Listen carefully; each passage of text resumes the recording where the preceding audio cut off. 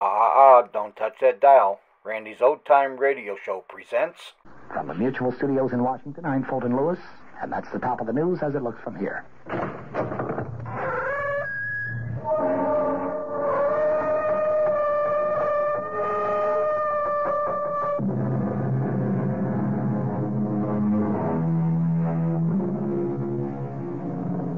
Come in.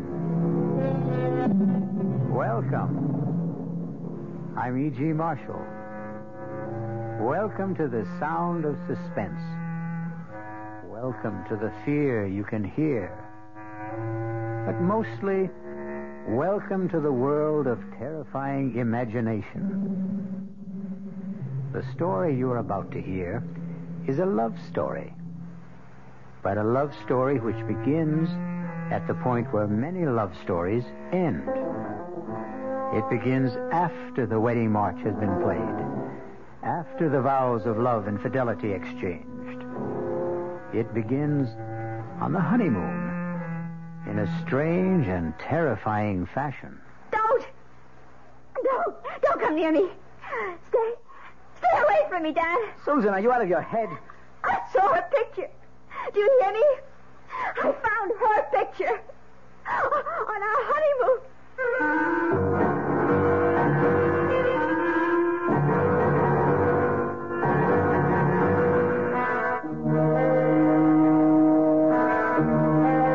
Our mystery drama, Deadly Honeymoon, was written especially for the Mystery Theater by Henry Slessor and stars Betsy von Furstenberg and Michael Wager. It is sponsored in part by Anheuser-Busch Incorporated, brewers of Budweiser, and by the Kellogg Company, makers of Kellogg's Special K cereal. I'll return shortly with Act One. There's nothing wrong with drinking Budweiser sip by sip, is there? Well, the brewers of Budweiser think there's a better way. Sipping's fine if you're drinking wine. But Bud is the king of beers, a hearty drink. Look, rinse a 10 or 12-ounce glass with cold water. Then open a can or bottle of Bud and pour it right down the middle so it kicks up a good head of foam. Now, take a big drink and then swallow big. No sips. That's how it should be done. More taste, more beer drinking enjoyment. Thanks to exclusive Beechwood aging, Budweiser has a smoothness that lets it go down especially easy. Sure, it's an expensive way to brew beer, but brewing beer right does make a difference. That's why, when you say Budweiser, you've said it all. Anheuser-Busch, St. Louis. This is WOR New York, your station for Mystery Theater.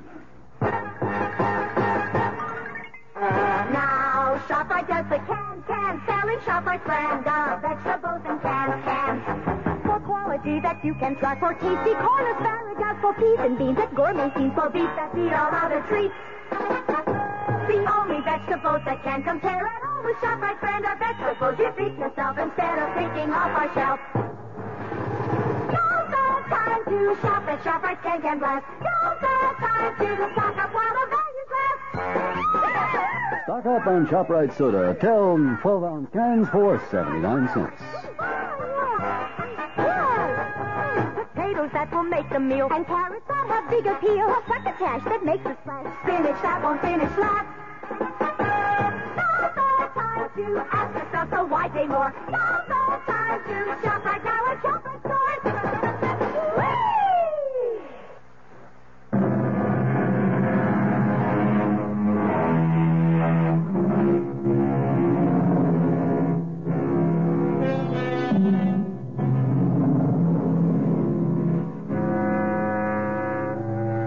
Our story begins 36,000 feet in the air on a flight which departed from New York's Kennedy Airport and in another hour will be touching down at O'Hare Airport in Chicago. There are almost 100 passengers on this flight, but an observant stewardess is giving special attention to that handsome couple in seats 18A and 18B. Perhaps it's because all honeymooners have a special radiance. Are you sure you wouldn't like some more coffee? Oh, no, thanks. Not for me. I wouldn't mind a cup. Here you are. Thanks. Just ring if you need anything else. You'd think we were the only people on this flight. As far as I'm concerned, we are. Oh, Dan, I feel absolutely drunk with happiness. Is that a funny word for the way I feel? No. It's a great word, Susan. I was flying hours before we got on the plane. Oh, what time did you say we land in Chicago? About 2:30. Is it far from the airport to the hotel? Oh, actually, it's only about a half an hour from O'Hare to downtown. About 16 miles. Still, I don't think we'll have time to make Evanston today, do you? Well, it might be better to go in the morning. You can call your aunt from the hotel. Dan, you sure you don't mind going to Evanston? I mean, I just couldn't possibly be a few miles away and not see Aunt Clara. Besides, I want to show off my new husband to somebody, and she's all the family I have. Was she your mother's sister? No, my father's. She came east when my parents were killed in that crash. Stayed with me for a month or so.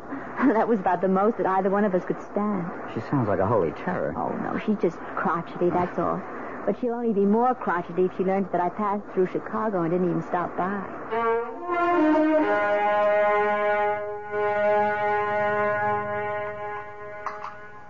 Well, and what kind of work are you in, Mr. Carey? Well, right now, we like to say we're management consultants, Mrs. Rowland. But we also do quite a bit of executive recruitment. I don't understand a word of that. Dan helps corporations find the right people for important jobs, Aunt Clara. His firm is the biggest in the field. Isn't it, Dan? Well, it's always hard to measure business like ours. But it has offices everywhere, doesn't it? In most of the major cities, yes. And now Dan is going to take over the branch in San Francisco. He's going to manage the entire thing. Is that some kind of a promotion? Oh, of course it is. I asked the gentleman, Susan. Speak when you're spoken to. Oh, sorry. Yes, Mrs. Rowland, it is a promotion. Truth is, it's a job that everyone in my office has been after. Oh, it's just worked out so beautifully for us. I mean, Dan having to move to San Francisco. We're sort of combining a business trip with a cross-country honeymoon. And where do you go from here? Well, we're planning to stay 2 days in Chicago, and then we're going to Dallas. We're going to cross the Rio Grande into Mexico. I know a great little hotel in Monterey. Then we're going to Las Vegas. To gamble, I suppose? Well, it's no fun going to Las Vegas if you don't gamble a little. Your father never gambled for so much as a dime, Susan. That wasn't the way he made his fortune. Well, I promised not to bankrupt the family, Aunt Clara. Anyway, we're just staying in Las Vegas overnight, and then going to Los Angeles. 3 days later, I report to work. Thoroughly exhausted, of course. Well, if that's your idea of a honeymoon. I hope you enjoy it. Susan, I suppose lunch is almost ready. You want to help me bring it out? Oh, yes, of course. Kitchen's this way, in case you've forgotten. The truth is, I have. I'm glad to be able to talk to you alone for a minute, Susan. Did you like Dan, Aunt Clara? Isn't he good looking? Older than you, isn't he? What difference does that make? How long did you know him? Oh, we met at a party at the Williamsons. Do you remember my friend, Tracy Williamson? Didn't ask you where you met. I'm asking you when. Well, it was about 3 weeks ago. 3 weeks? Oh, for the love of heaven, Susan. Aunt Clara, the time you know somebody isn't always the most important thing. He's practically a stranger. How can you be sure of anything about a man you've known for 3 weeks? From the time we met, I saw Dan every single day. Susan, when a girl is all alone in the world, when she has independent means Please, of her own... Addie, don't start in about Dan being a fortune hunter. I don't have that much money, and it's all in trust anyway. And I assure you, Dan earns enough income to take care of us both very well. Well, I'm sorry, Susan. I know I don't have any control over what you do. You're too old for that. But I've seen something of the world, too, you know. And the most important lesson I've ever learned is never trust a stranger. Oh, Aunt Clara, that's ridiculous. Now, can we bring out the lunch?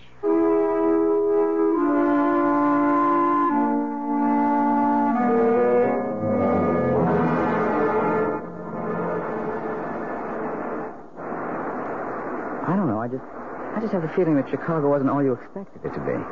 Well, we weren't there very long, Dan. And don't forget, we spent half the time with your business associates. Oh, honey, I am sorry about that. I suppose I never should have called Bill Kincaid to say we're in town. Should have known he'd insist on getting together. Oh, it wasn't that bad. I just didn't know what he was talking about half the time. All those office politics.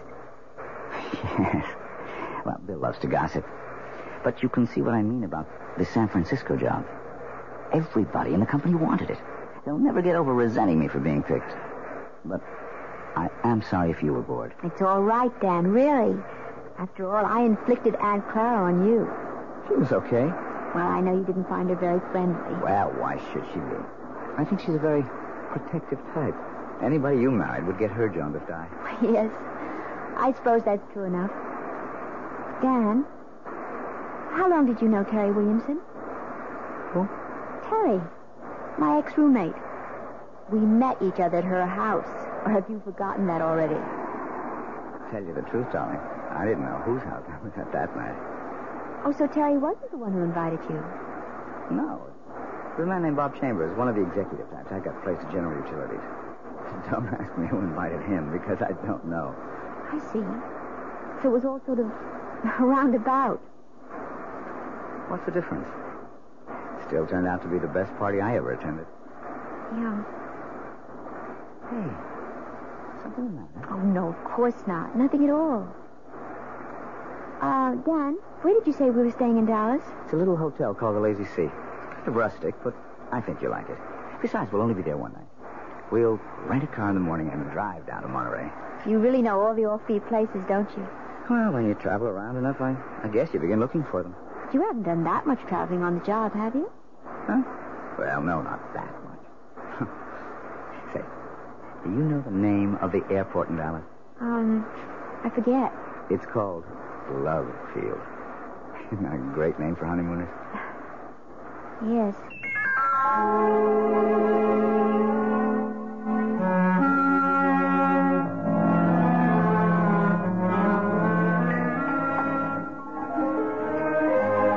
Hi, Susan. Oh, there you are. I was starting to worry.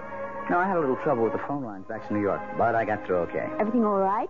Yeah, sure, everything's fine. Hey, you look a little strange, though. Oh, no, I'm all right. I had a drink while I was waiting for you. Say, you better watch that tequila. It sneaks up on you like a bandito. Actually, something sort of funny happened. What do you mean? Dan, when we were in Chicago in that restaurant, I forget the name of it. The place we went to with Bill? Yes, when you and your friend were talking about all the office politics back in New York, I saw this man looking at us. What man? Well, he was at the bar. I'm not even sure why I noticed him. He was wearing this plaid raincoat. I remember wondering if it had started to rain. I guess you were just bored with all our talk. Anyway, I saw him turn to look at us. Probably to look at you. Can't blame him for that. The funny thing is, as soon as you turned around, he got up very quickly and left. Susan, I don't remember seeing anyone in a plaid raincoat. And I'm afraid I don't see anything unusual about it. Well, I guess I didn't either. I probably wouldn't have given it another thought, but I think I saw that same man here again today. In Monterey? Oh, you're kidding. I can't swear it was him. I didn't get a good look at his face the first time.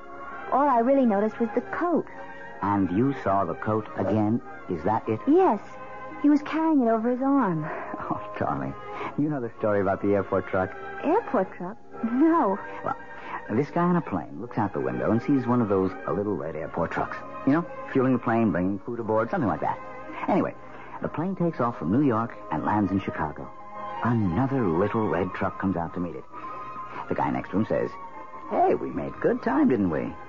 And he says, "Yeah, but that little red truck really made time."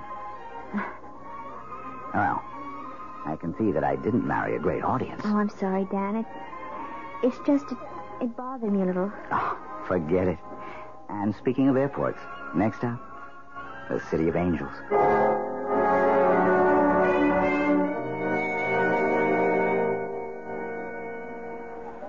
Let's see. I wonder if they have this week's digest. Oh, I see it. Excuse me. Yes?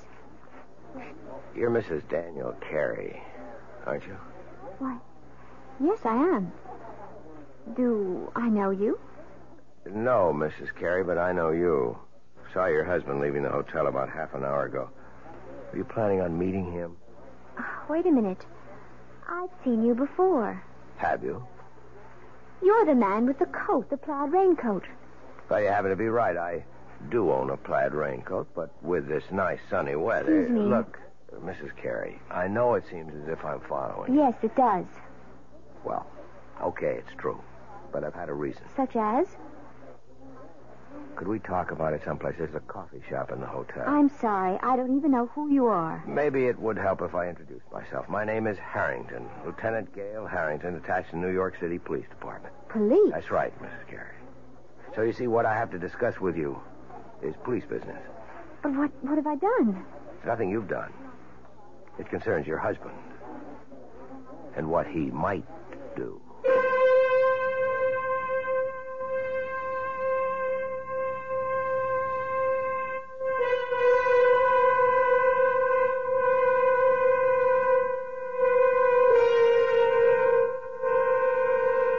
It looks like Dan and Susan Carey's honeymoon is in for a surprise.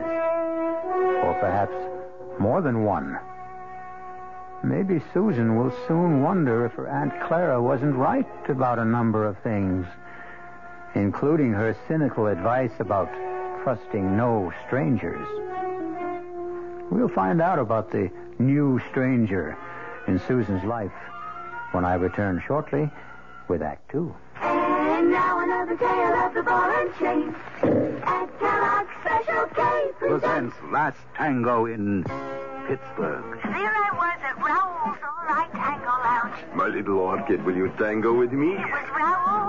You're a splendid dancer. Thank you. But what was that? I was what? That sound effect. Oh, I'm a few pounds overweight, and this ball and chain points out how my extra weight can get in the way. I'm pointing you back to your chair. Our heroine decided to lose that extra weight. She exercised and ate smart at every meal, starting with a Special K breakfast. A bowl of Special K, skim milk, tomato juice, and coffee. It's less than 240 calories, 99% fat-free, and 100% delicious. After a while, she was rid of the ball and chain and back at Raoul's. Darling, you're looking fantastic. What a happy ending. What ending? We're just getting started. Raoul, get lost. Your happy ending could begin with the Kellogg's Special K breakfast. And that's another tale of the ball and chain.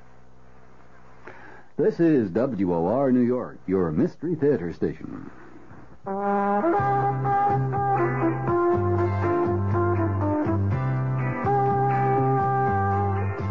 No matter what you're saving for, that's what Suburban savings for Suburban. Suburban Savings offers you a regular savings account with flexibility. You can add any amount to your account whenever you wish. Withdraw whenever you want. Suburban Savings pays a 5.25% annual interest rate on regular savings paid quarterly, which earns an annual effective yield of 5.47%. Interest is compounded continuously from day of deposit to day of withdrawal, as long as $50 is maintained in the account to the end of the quarter. Come into Suburban Savings and open an account with flexibility. Our regular savings account in New Jersey at Bayonne, Edgewater, Elmwood Park, Emerson, Hackettstown, Morris Plains, Nutley, Paramus, and Sparta.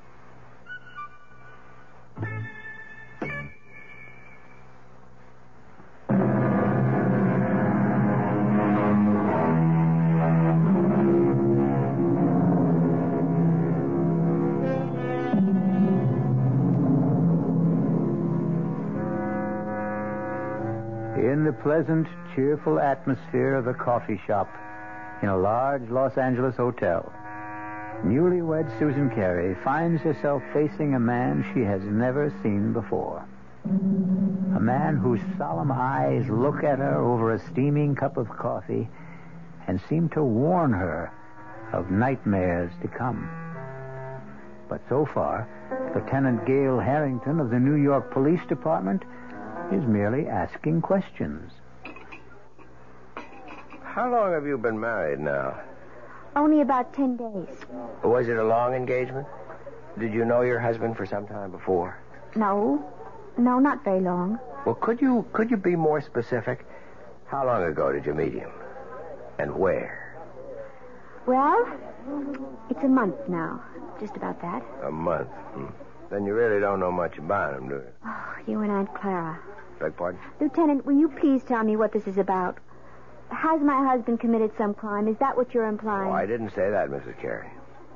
But believe me, it would be helpful to both of us if you could just tell me a little bit about the circumstances. You know, I don't see why this has to be so one-sided. Now, please bear with me. All right. I met Dan at a party at a friend's house about a month ago. We talked a lot. We liked each other. We started dating. I saw him every single day. What business did he tell you he's in? You make it sound as if he lied to me. No, I didn't mean to do that. He's a management consultant. I know he is. He's just gotten a very important job in San Francisco, head of the entire office. We're going there tomorrow. So that was the purpose of the trip. Yes. But since you've been married 10 days, I gather it's a honeymoon as well. Well, naturally it is. Yes, naturally. Lieutenant. Miss Carey, do you know if your husband was ever married before? Married? No. Are you really certain?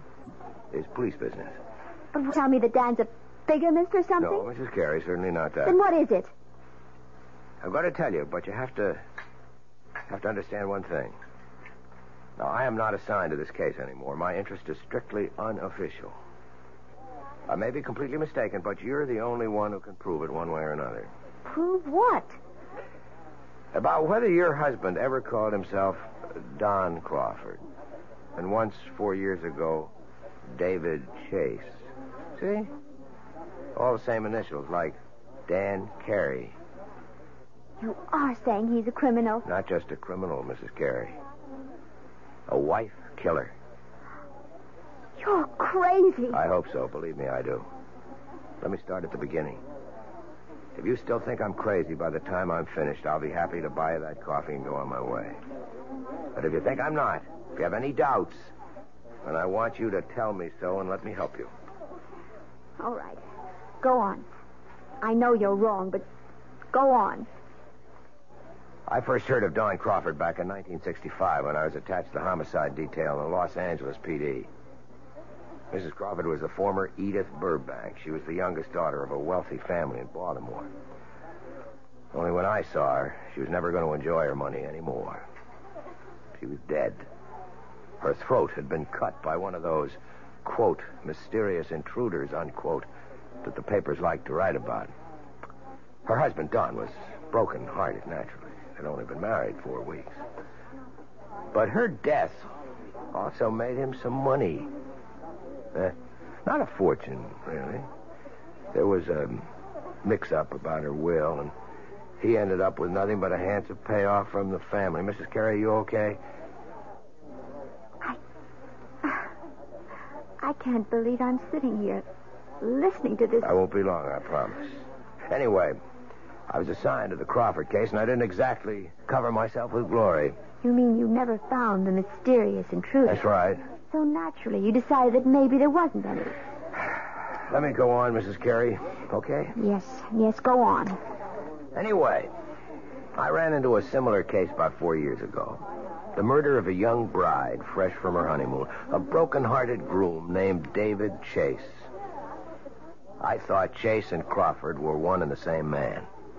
But I couldn't convince the district attorney of the resemblance. But I am still convinced, Mrs. Carey. And you think Dan is the same person? Oh, he's changed again, of course. His hair is lighter than Chase's. He's thinner and paler. But there's something about the face I can't forget. And even if it's true, you still have no proof. Is that it? You couldn't solve your case, so you're holding on to your first solution. Wait, Mrs. Carey. Let me tell you why I was so sure that Crawford and Chase were the same man. It was because of the honeymoon. What? It's my theory that their honeymoons were identical. A compulsive honeymoon, you might say. That is ridiculous. Criminals are like that. Creatures of habit, most of them. Afraid to change a pattern, maybe for fear that their luck will change with it.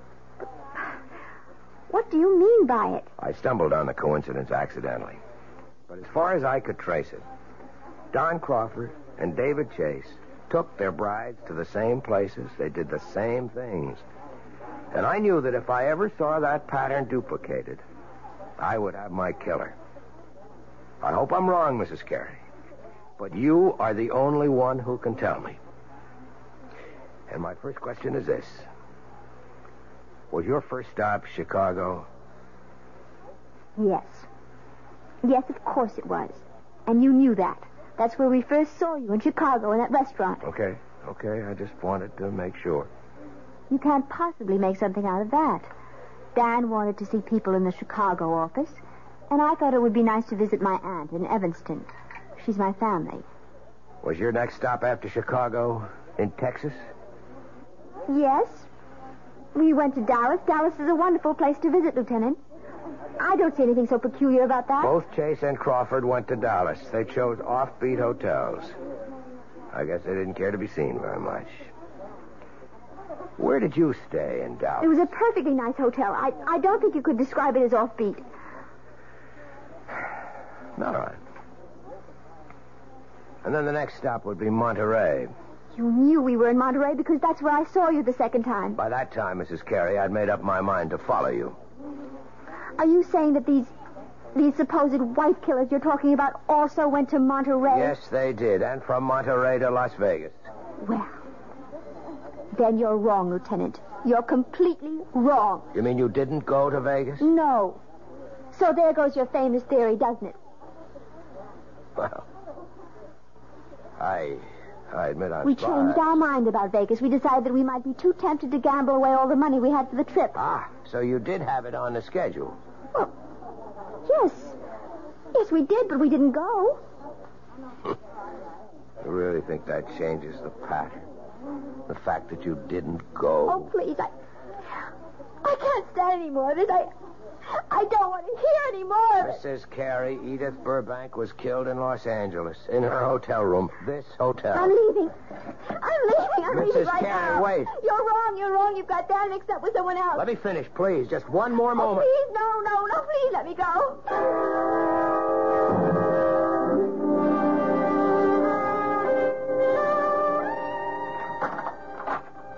Well, there you are. Oh. I didn't realize that you were back already. Yeah. I told you I wouldn't be gone more than half an hour.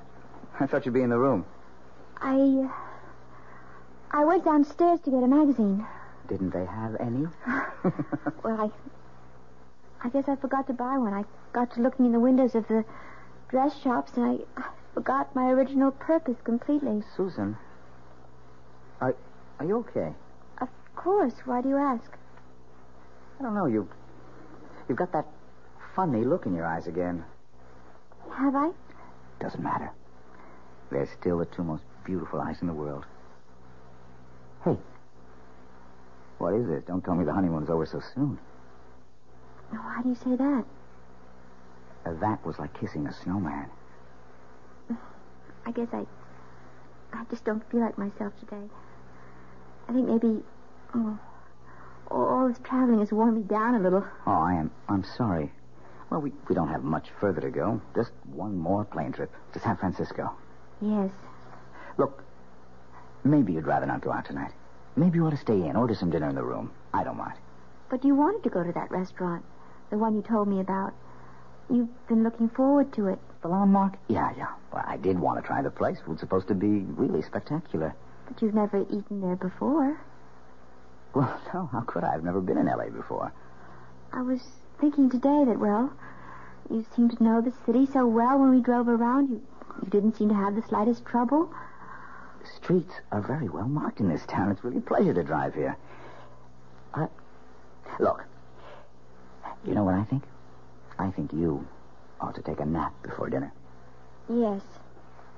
I was thinking of lying down, but I don't think I can sleep. Okay, then. Just read your magazine. Wait a minute, you haven't got one. I'll take care of that. Where are you going? Going to get my bride something to read. How about a nice magazine about cooking? You know, I never did ask you if you can cook. Just get me a news magazine of some kind, all right? Uh-huh, the brainy type. I should have known. See you in 10 minutes. I'll take the key so you won't have to get up. Yes. All right. Oh, dear God. It can't be true. There just can't be any truth to what that man said. He's made a mistake. Terrible mistake. Dan's luggage. His initials, D.C. Oh, but anyone could have those initials. Anyone. I wonder if it's open. Oh, for heaven's sake, what am I doing? Searching my husband's luggage like some kind of hotel thief. No, I won't do it. I won't. not going to believe any of it. I won't. Who's that? Hello? Mrs. Carey, it's Gail Harrington. Leave me alone. Stop bothering me. You shouldn't have run off like that, Mrs. Carey. You didn't give me a chance to finish what I was saying. I told you I don't want to hear any more. It isn't true. You've made a mistake, Lieutenant. Your husband is at the newsstand right now, Mrs. Carey. I can see him from where I'm standing at the house phones. And the more I look at him, the more sure I am that I'm right. No, you're wrong. I want you to hear the rest of the story about Crawford and David Chase and what they did on their honeymoon. Maybe what I told you before didn't convince you, but if you heard a few more things... I'm going to hang up, Lieutenant, right now. I wanted you to know where Don Crawford took his wife the night she was murdered in a room. He took her to a restaurant called The Landmark. You ever hear of it? Mrs. Carey? Hey, are you listening? No. No, I'm not listening. I won't listen.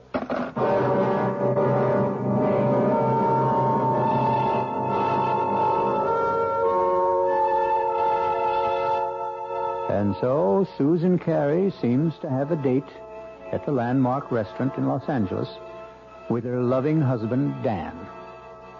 If she keeps the date, something tells me that she's not going to do their cuisine very much justice, because one needs peace of mind to enjoy good food. Fear affects the salivary glands, and terror ruins the taste buds. I'll be back shortly with Act 3. I'm Hy Brown, producer of Radio Mystery Theater, and I'm most enthusiastic about this new adventure in modern radio. Here's what listeners are telling us. Your program was absolutely great. Don't oil the door. Or again, you've got yourself a winning show. We'd like your reactions, too. Right now, we're in the last week of our drawing for 50 prizes a week. 2 AM/FM stereo phonos, 2 travel clock radios, and 46 anthologies of modern suspense. Just mail your name and address, and you're eligible, to Mystery Theater, Box 50, Radio City Station, New York, 10019. That's Box 50, Radio City Station, New York, 10019. Entries must be postmarked no later than Saturday, January 26th. Offer good everywhere unless locally prohibited. This is WOR New York, your Mystery Theater station. An invitation. This is Peter Roberts. Join us Sunday morning, 8:15 to 10 here on WOR for Rambling with Roberts. 2 hours of music, specially selected for Sunday morning listening pleasure, along with, bits of weather information, news headlines, bits of trivia, such as the fact that a man from Onowa, Iowa, received a patent for what he called Eskimo pie, which was ice cream coated with chocolate. It all happened in 1922. It may not seem like very much in the way of history, but it does take place, these little bits of trivia and information, on Rambling with Roberts. So, of a Sunday morning, make a note. 8:15 to 10, right here at 710 on your dial, come Rambling with Roberts. You don't have to give us an RSVP. Just be on hand. Thank you.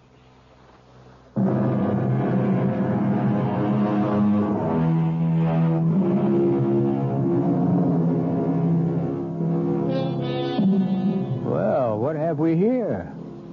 A quiet meal for 2 at the Landmark restaurant? No. We seem to be in a hotel room. The same room in which we last saw our honeymooning couple, Susan and Dan Carey. Obviously, there's been a change of plan. Room service has provided the meal for the 2 lovers this evening.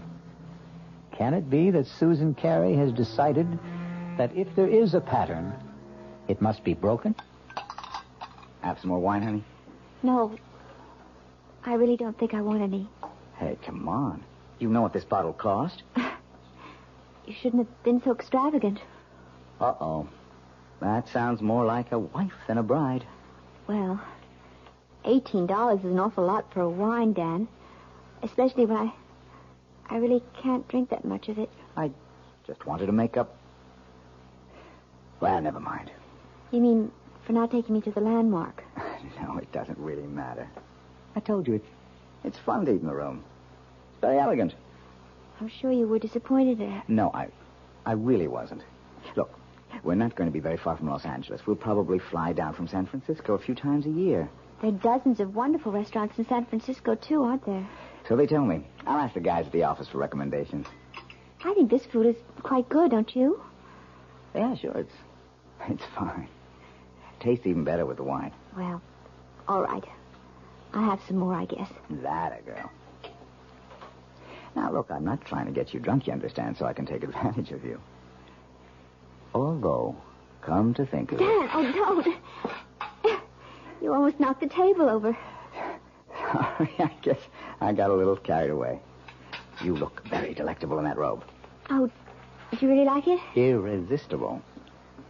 I didn't take much of a wardrobe with me. You said you were going to buy clothes in San Francisco. Yes, if I can find out where to go, I'll take you down to Union Square. I hear that's the place. Oh, I have told you about the weekend, haven't I? No. What about it? Well, I thought we'd get our first look at the town by taking one of those Circle Line cruises. That okay with you? Oh, yes, that sounds lovely. I love to see places by water. And if we can squeeze it in, we might go picnicking in Golden Gate Park. They've got this Japanese tea garden. It's supposed to be very nice. Yes. All sounds wonderful, Dan. Susan, I just wish you felt better. Listen, maybe you ought to check with the hotel doctor in case you picked up a bug or something. Do I look that bad to you? No. You look just great to me, darling.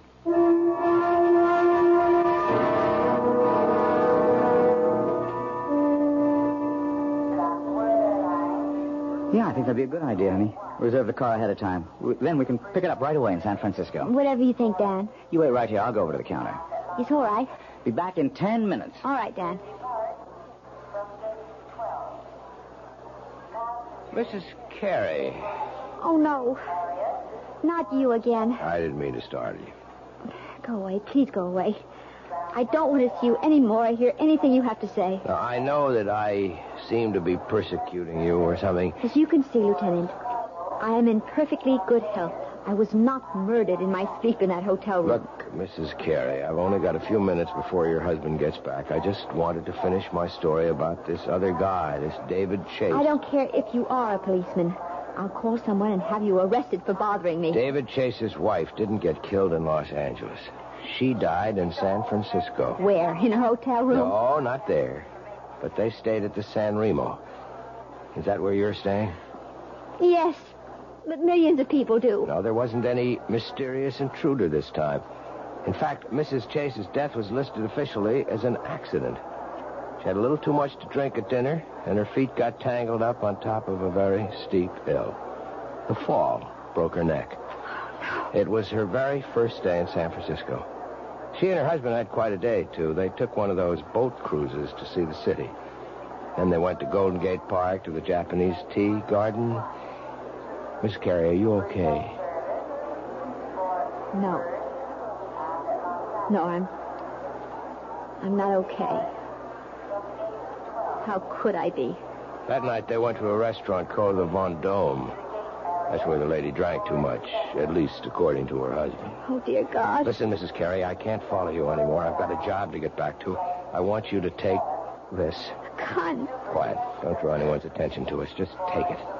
If I'm wrong and you don't need it, fine. Just throw it away. No, I don't want I it. cannot have you on my conscience, don't you understand? All right.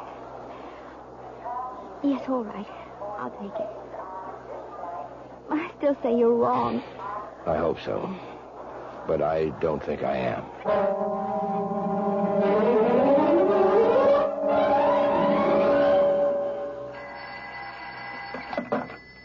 Hello?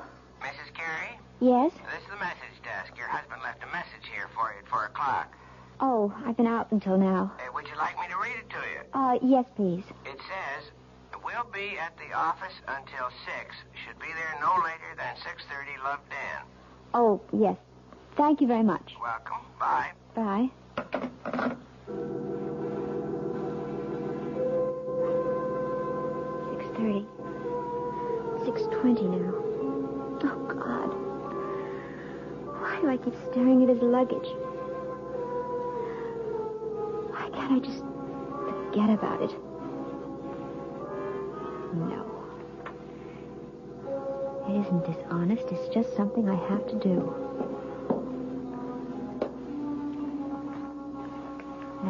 No, nothing in this one but clothing.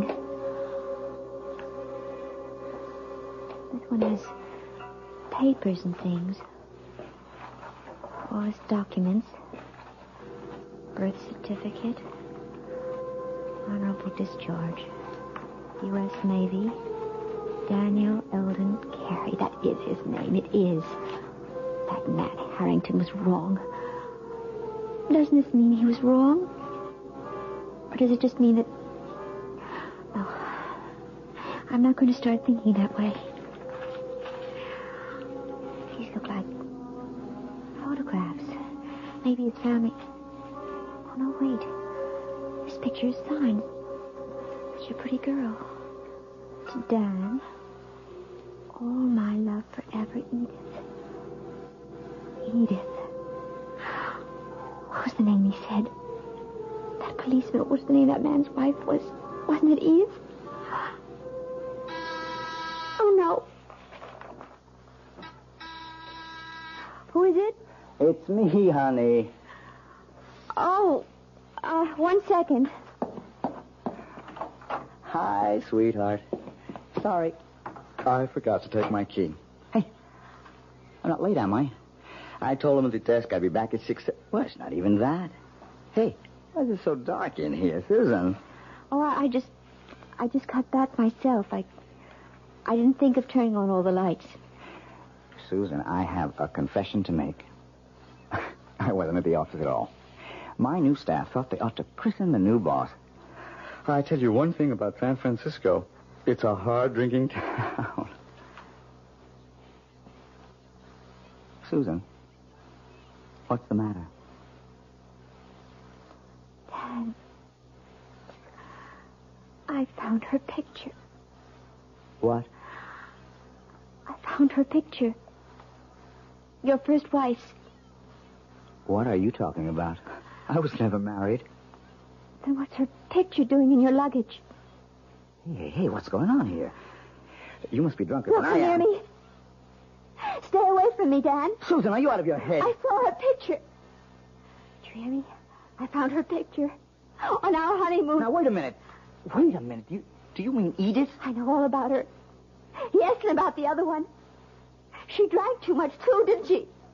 She was drunk, too. Now, look, will you calm down? Is that what you were planning to do tonight? Get me drunk? At the restaurant?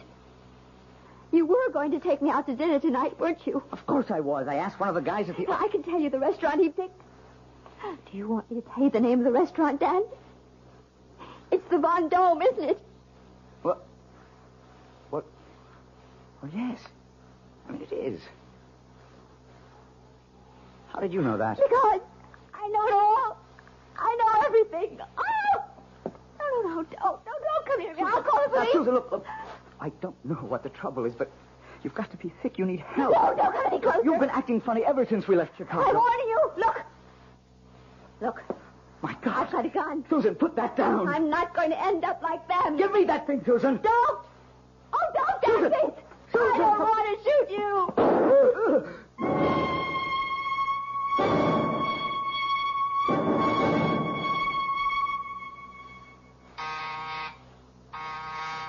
1 second. Wow. Mr. Harvey? Mrs. Carey, I didn't know that you were... Look, let me just get a shirt on. I was just shaving. I'm sure you're surprised to see me, aren't you? Yeah, I am. I didn't expect that you'd... what brings you back to L.A.? I'm sure you know, Mr. Harvey. That is the right name, isn't it? Not Harrington? I guess that means you know all about my little joke. The gun wasn't a joke, was it? The gun was real. Now, look, I can tell you're upset, but I didn't mean any harm. I mean, I like Dan. I really you do. You despised my husband, Mr. Harvey. Why don't you admit it? You hated the fact that he got the job you wanted in San Francisco. and all you got was an assistant manager's job in Chicago. You are wrong. I just thought it'd be a good gag, a good joke on Danny boy. Yes, I've heard about your reputation. The great practical joker. You thought of a great one this time. Yeah, but that's all it was. You gave Dan the itinerary for our honeymoon trip. You were just being helpful, of course. You gave him all the names and places, all the benefit of your traveling experience. That was the gag. See, I thought if Dan took you to all the places I listed for him... You even knew about Edith, the girl he was once engaged to, the one who died. She became his murder victim in your little fantasy. What did you think would happen, Mr. Harvey? Did I get frightened enough to kill Dan so that you might get the job he took away from you? Listen, is Dan all right? I thought you might want this back, Mr. Harvey. Your gun. Oh, no, wait a minute. Don't do anything stupid. Oh, you don't have to worry. I found out that I'm a terrible shot. That Dan's alive? See for yourself. Hello, Marty. Dan! Thank heavens you're okay. Look, Dan, I didn't mean for anything serious to happen. See the bandage, Marty? Just a flesh wound in my arm. I'll be okay. I'm glad to hear it, Danny. Honest, I am. Mm-hmm. But I am learning to use my left arm, though. Wait a minute. Yeah. Oh, no. No, don't. Please. I didn't mean it. Don't hit me again. Relax, Marty. I've got better things to do. I've got a honeymoon to finish. Although with any luck, it'll never end.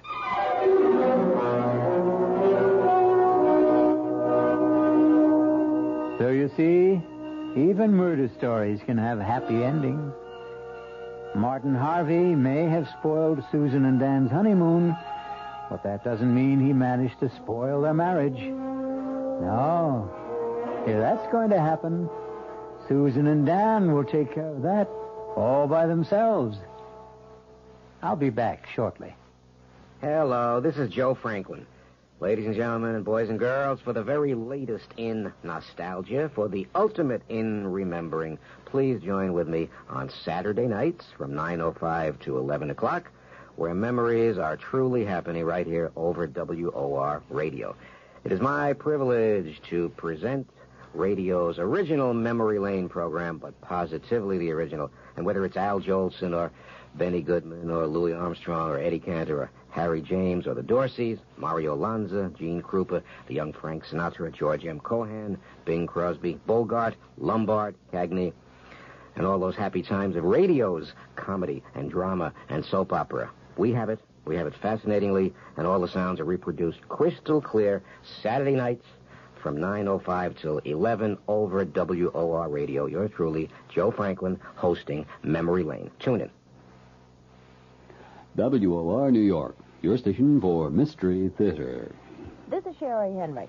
All New York knows it lost its governor recently when Rockefeller resigned.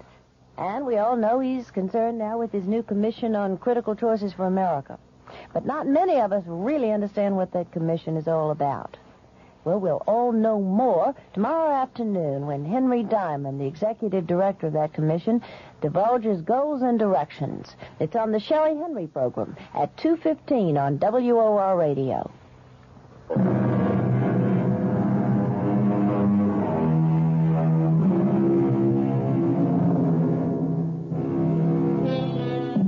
A purist might claim that the story you have just heard isn't a murder story, since no one was actually killed. The murders which took place were all in the imagination of Martin Harvey, who passed them on to the mind of Susan Carey. But it's a good demonstration of the point we've tried to make all along, that the most terrifying crimes can happen within the theater of the mind. Our cast included Betsy von Furstenberg, Michael Wager, Elspeth Eric, and Mason Adams. The entire production was under the direction of Hyman Brown. Now, a preview of our next tale.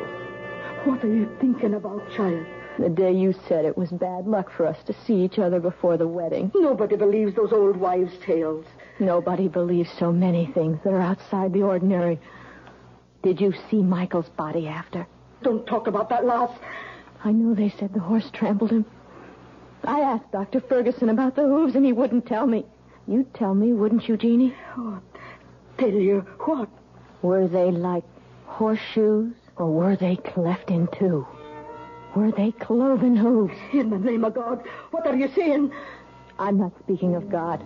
I'm speaking of the devil. This is E.G. Marshall inviting you to return to our Mystery Theater for another adventure in the macabre. Until next time, pleasant dreams.